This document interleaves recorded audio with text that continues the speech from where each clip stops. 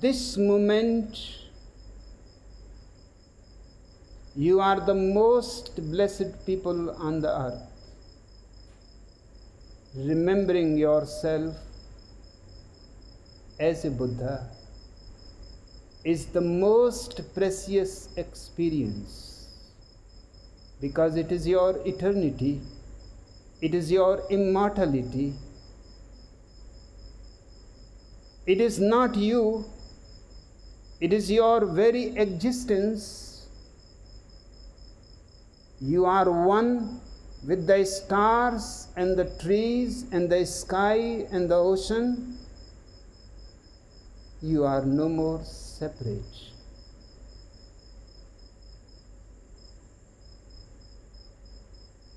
The last word of Buddha was Sammasati. Remember that you are a Buddha. Sammasati. Okay, Manisha? Yes, sir.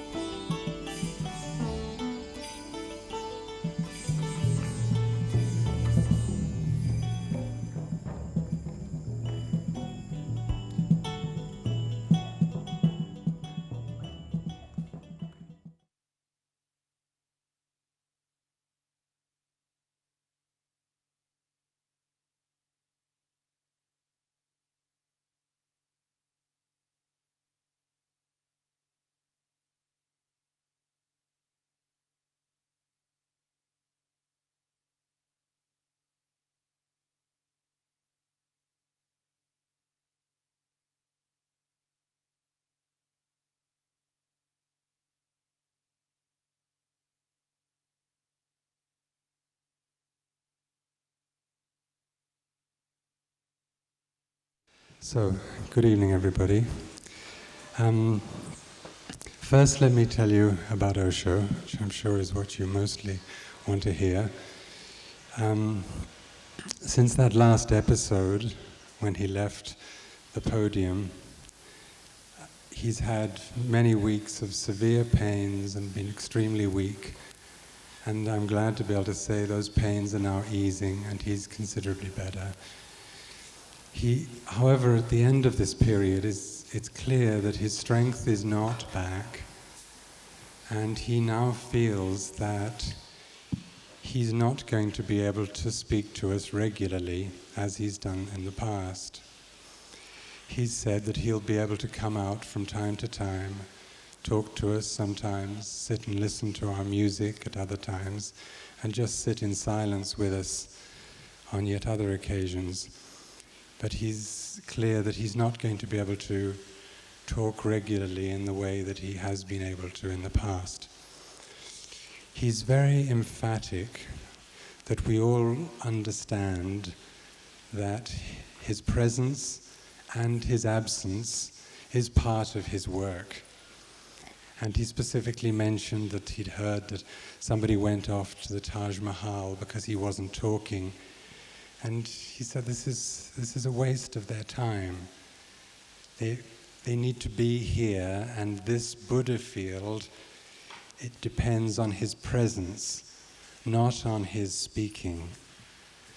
So that what's really important is that we all understand that and don't think we're just sort of hanging around waiting for him to start speaking, but that we set about making this Buddha field the kind of beautiful and aesthetically fabulous place that he would like it to be, to realize that it's his presence which is critical to the Buddha field. That's what makes it a Buddha field, not because he's talking, but because he's still here. And he said, if people want to find out what I've said, it's all in the books. So he's not expecting you to be here just to hear his words. It's his presence which is all important. And clearly, the longer we can manage without him, as it were, the longer he's going to be with us. And the more he has to come out and speak, the shorter time he's going to be with us. So in a way, we're preserving him for as long as we can by allowing him just to be in peace in his room. And he really wants to know that we are, how did he put it, sort of blissful and alone, and not in need of him to come out every night to hold our hand, but that we could actually be mature enough to build this ashram in the way that he would like it. Now that all raised all kinds of questions about what kind of ashram is it, what are we doing here, how do we organize it, how do we arrange it, who's doing what to whom. Every sort of question started to come up. And it's clear that in the last 2 or 3 years, we've really come back incredibly since the buffeting we took at the hands of the United States. We're sitting here with smiles on our faces. Mies and Reagan are in bad shape back there. And the press is now beginning to understand who Osho is. Someone the other day said, the press is so good, I think we could have written some of that. Someone said we did. The press is really lovely and is beginning to see exactly who he is. And at the same time, the outside world is beginning to realize that they're running out of cul-de-sacs. And he's preparing here a place for literally hundreds of thousands of people to be able to come through and share this Buddha field.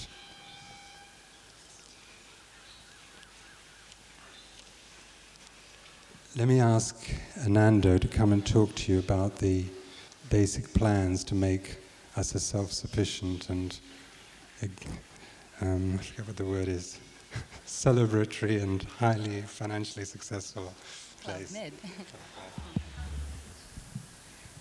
Actually, he's been talking a lot lately about what Amrita just said about presence. And he doesn't mean his presence here in Buddha Hall. He means his presence here in the Buddha field. And that anybody, he says, anybody who feels that because he's not coming out and speaking, there's no need for them to be here, is missing the point. His presence is here in the Buddha field. And he's also been talking a lot lately about his vision for what he calls the expansion of the ashram. And what he sees is that we create here the biggest and the most beautiful spiritual health club in the world. A kind of club med, spiritual club med, as in meditation. Get it? So this is what we've been planning, and friends have already started purchasing properties. Indian friends have started purchasing properties around here and getting building permission to start building new buildings. You can see in the bookshop window across the street, some of the first plans have gone up. There's 4 new buildings going up in Mirdad. Other friends are developing 2 new buildings in number 4. There's 9 units being built at the end of the road, number 22. And some other friends have managed to get a lease from the government of the entire land at the back of Mirdad, from the Indian village right to the river, or somewhere down there, alongside the creek. It's 12 acres of land, which will be developed as an international meditation park. And so all this, slowly, slowly, you'll see the plans going up in the window over there. You'll see what's happening. Basically, what he wants us to end up with is Olympic-sized swimming pool, tennis courts, a dojen for martial arts to happen, a whole house for creative arts, every kind of creative art he wants here. Painting, sculpture, dance, music, theatre, every possible kind of creative art. He wants the Centre of Transformation to have every possible kind of therapy that's going. The Mystery School will have a complete smorgasbord of every kind of esoterica. There's going to be a health club, beauty club, a spa, gymnasium. Wait a minute. Medical center, discos, restaurants, and also there's going to be all kind of trainings coming soon, being made available to people to learn new skills, languages, computers, videos, commercial arts, commercial writing, sales and marketing even. All kinds of people are coming along now and offering to share their experience and skills out in the world with other sannyasins so we can all start developing skills. And as he said just this morning, he said, we are expanding. We're not just a religious center. Religiousness will be our very atmosphere, but we're now going to make a greater expansion. We will have a complete colony built with aesthetic sense, surrounded with big trees and gardens, and pools of water with swans and other birds, and simple and aesthetic buildings, which actually he's designed, the buildings. They're black pyramids. So all the buildings in the new ashram now will be black pyramids with blue glass windows, really dramatic. And at the end this morning, he said, it's very beautiful, he said, we're going to create this as the garden of the beloved one, with every kind of dimension. And then he said, that will be the name of the ashram, the garden of the beloved one.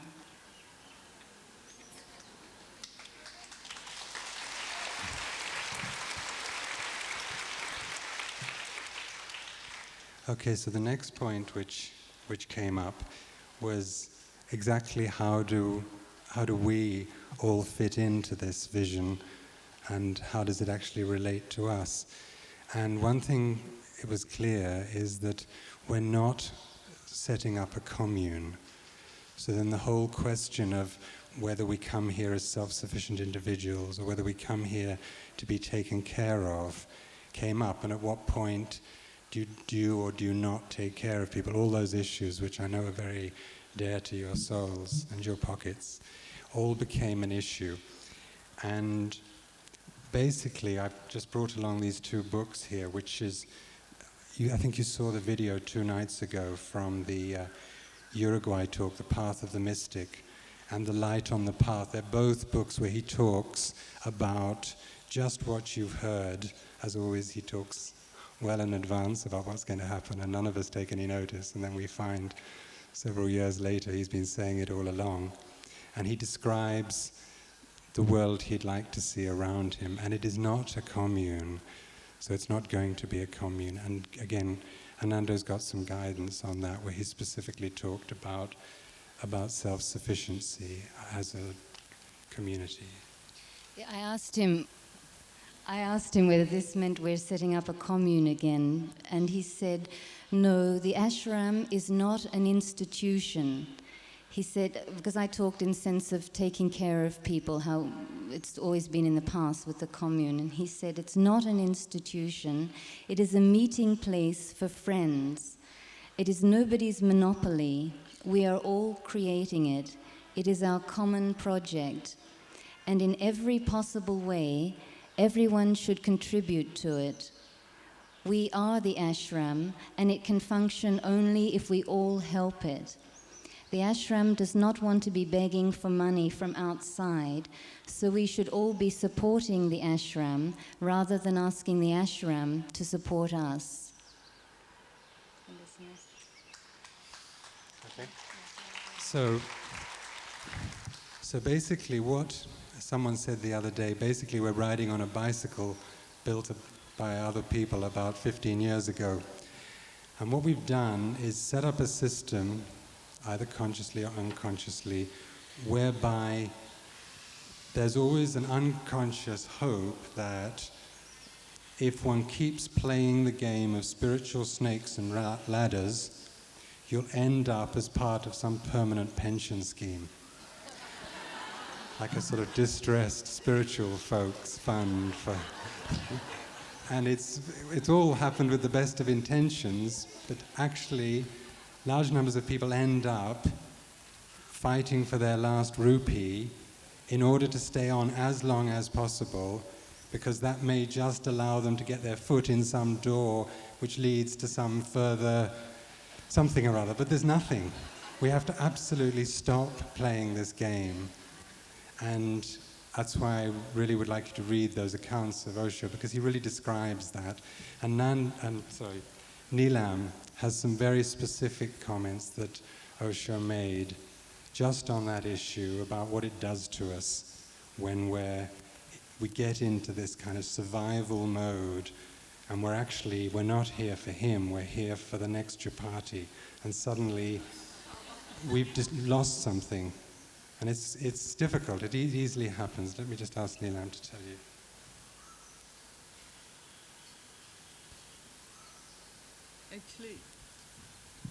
Actually it's almost the same thing which in the morning also he said to Ananda. From time to time I have been asking him his guidance, how he would like this ashram to function. And he said that sannyasins should not be economically dependent on the ashram, because economic dependence takes out some dignity and grace from the man. Then he said that in the commune in Rajneeshpuram, we gave all our possessions and money to raise the commune, but it was very sad to see, because there were fear and insecurity in the eyes of the sannyasins, and it made him sad to see that. And that came out of economic dependence on the commune. And somehow sannyasins lost the dignity and grace. And that comes when we are not dependent on anybody, and we are working out of our joy, out of our abundance, out of our love for Osho. And that has something very different quality which he would like to have it here in this ashram, not a fear and insecurity that we are working because we would like to have food and rent to be paid. No, he would like us when we work here out of our abundance and joy and out of our love for him. That's what you said, that's beautiful. Yeah. And he would like that people come and go. They stay here as long as their visas and finance allow them. And one thing more beautiful also, he said that when people arrive after a gap of time, they are full of joy, they are full of receptive and celebrative energy, and it's very beautiful to see them here. There is no chance of taking him as granted, which usually mind does it when there is a long period of time and we know that we are going to live here forever. And when we are leaving, then we all know from our own experience that when we know that few weeks are left, then our intensity and totality comes to the peak and we start drinking him at the optimum. And he has said it always that when our finance and visas are not allowing us to stay, it will be better to go, because it helps us financially to the ashram also, and it helps more people bringing into the ashram too. Because when we go back to our country, we meet so many people. Our joy, our feeling when we have gone from here, it affects the other people and it helps them to come here. Okay. Yeah. Nanda, would you come and... Done it? All said it, okay.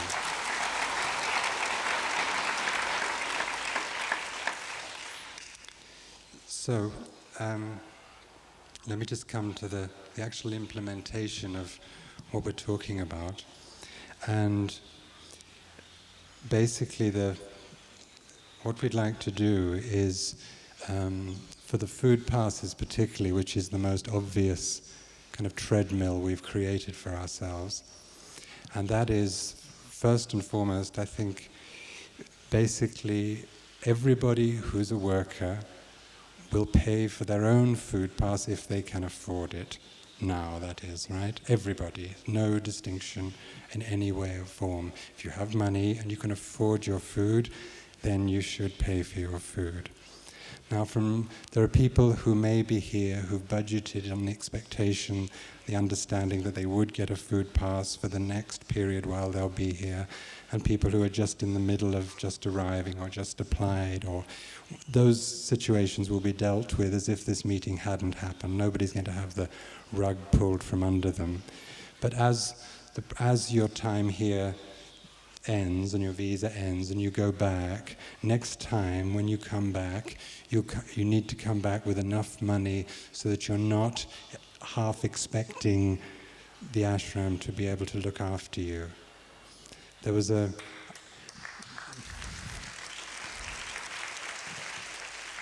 come from an old socialist background, it was a bit hard for me, all this, But I finally got convinced. And one of the things that convinced me actually was somebody came in here who, for as long as I've been a sannyasin, he's been in his shorts, he's had a hammer in his hand, and he's been building and building and building. It must be, 14 years now, he's still building. He's never stopped. 12 hours a day. He reminds me of that story of Osho's about the man who's dancing under the tree and is told he's only got as many lives as there are leaves on the one tree. And he's delighted because there's a whole forest of leaves.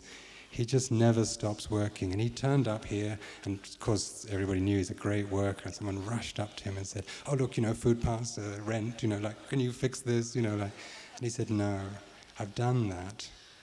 I don't want to do that anymore. But I'll come back when I'm ready."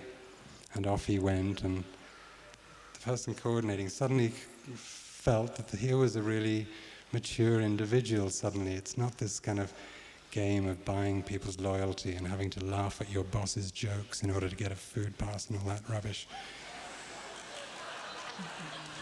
Basically, this guy just left, and 2 weeks later he comes back, and he's totally ready to work, and of course he's still working 12 hours a day like he always has done, but this time it's out of his love and his gratitude, and it's coming from him. It's got nothing to do with buying and selling and wages and having his soul purchased.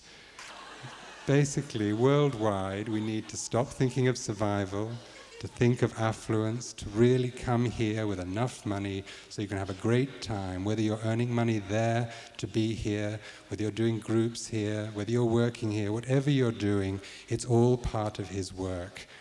And we need to just see the critical moment we're in, the beautiful opportunity in front of us, and just go with it and make this place, already there's nowhere comparable. And when all you put all this energy into it, it'll be something totally, totally magnificent.